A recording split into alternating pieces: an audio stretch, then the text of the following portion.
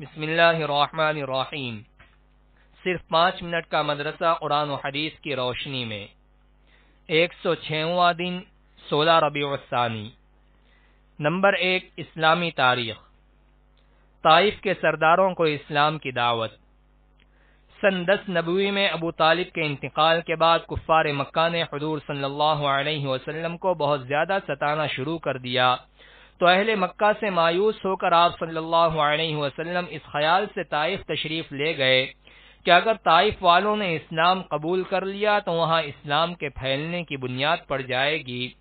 طائف میں بنو ثقیف کا خاندان سب سے بڑا تھا۔ ان کے سردار عبدیہ، لیل، مسعود اور حبیب تھے۔ یہ تینوں بھائی تھے۔ رسول اللہ صلی اللہ علیہ وسلم نے ان تینوں کو اسلام کی دعوت دی۔ ان میں سے ایک نے کہا، اچھا، اللہ نے آپ ہی کو نبی بنا کر بھیجا ہے؟ دوسرا بولا، اللہ کو تمہارے سوا اور کوئی ملتا ہی نہ تھا جس کو نبی بنا کر بھیجتا۔ تیسرے نے کہا، میں تجھ سے بات نہیں کرنا چاہتا، اس لیے کہ اگر تو سچا رسول ہے تو تیرا انکار کرنا خطرے سے خالی نہیں ہے، اور اگر جھوٹا ہے تو گفتگو کے قابل نہیں۔ ان سرداروں کی اس سخت گفتگو کے بعد بھی آپ صلی اللہ علیہ وسلم کئی روز تک لوگوں کو اسلام کی دعوت دیتے رہے۔ نمبر 2، حضور صلی اللہ علیہ وسلم کا معجزہ۔ ہرنی کی فریاد۔ حضرت زید بن ارقم رضی اللہ عنہ فرماتے ہیں، ایک مرتبہ رسول اللہ صلی اللہ علیہ وسلم اور میں مدینے کی ایک گلی سے گزر رہے تھے۔ ہمارا گزر ایک آدمی کے خیمے کے پاس سے ہوا۔ دیکھا تو وہاں قریب میں ایک ہرنی بندھی ہوئی تھی۔ اس نے رسول اللہ صلی اللہ علیہ وسلم سے فریاد کی کہ اس آدمی نے مجھے شکار کر کے پکڑ لیا ہے، جبکہ جنگل میں میرے 2 بچے ہیں۔ یہ آدمی نہ تو مجھے ذبح کرتا ہے کہ مجھے راحت ملے، اور نہ ہی مجھے چھوڑتا ہے کہ میں اپنے بچوں کو دودھ پلا سکوں۔ تو رسول اللہ صلی اللہ علیہ وسلم نے فرمایا، اگر میں تجھے چھوڑ دوں تو کیا دودھ پلا کر واپس آ جائے گی؟ تو اس نے کہا، ہاں۔ چنانچہ رسول اللہ صلی اللہ علیہ وسلم نے اس کو چھوڑ دیا۔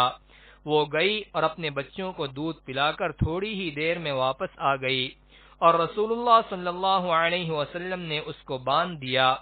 اتنے میں وہ آدمی آیا تو رسول اللہ صلی اللہ علیہ وسلم نے اس سے فرمایا، کیا یہ ہرنی ہمیں بیچو گے؟ تو اس نے کہا، یا رسول اللہ، آپ کو ہدیہ ہے۔ چنانچہ رسول اللہ صلی اللہ علیہ وسلم نے اس کو چھوڑ دیا۔ حضرت زید رضی اللہ عنہ فرماتے ہیں، قسم خدا کی، میں نے سنا کہ ہرنی جنگل میں زور زور سے کلمہ شہادت پڑھتی تھی۔ نمبر 3، ایک فرض کے بارے میں۔ والدین کے ساتھ اچھا سلوک کرنا۔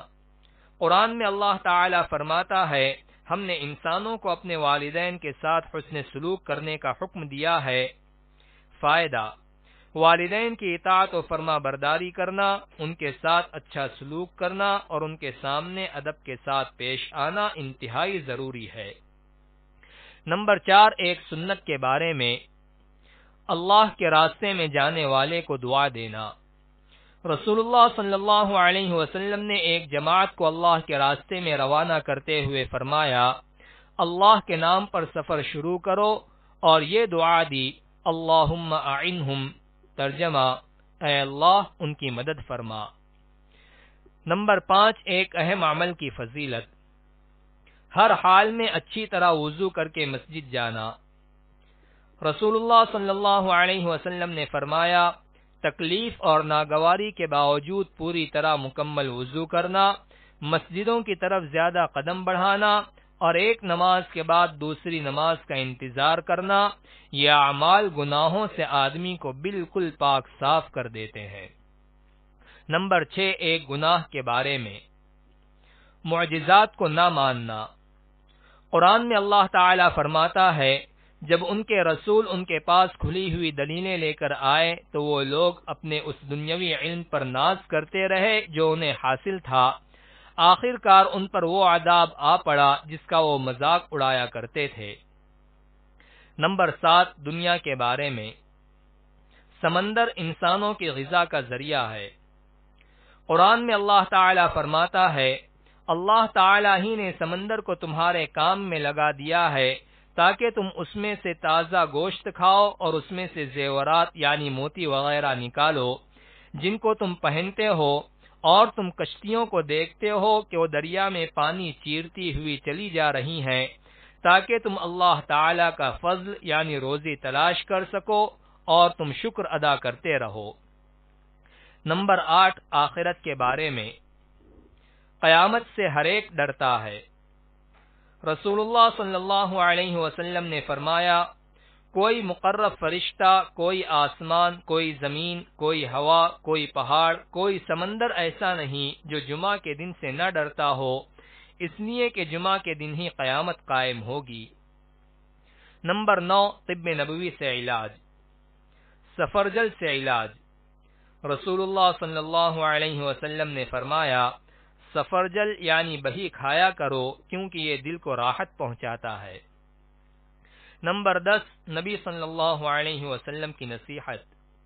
رسول اللہ صلی اللہ علیہ وسلم نے فرمایا، تم اللہ تعالی سے ایسی حالت میں دعا کیا کرو کہ تمہیں قبولیت کا پورا یقین ہو، اور یہ جان رکھو کہ اللہ تعالی غفلت سے بھرے دل کی دعا قبول نہیں کرتا۔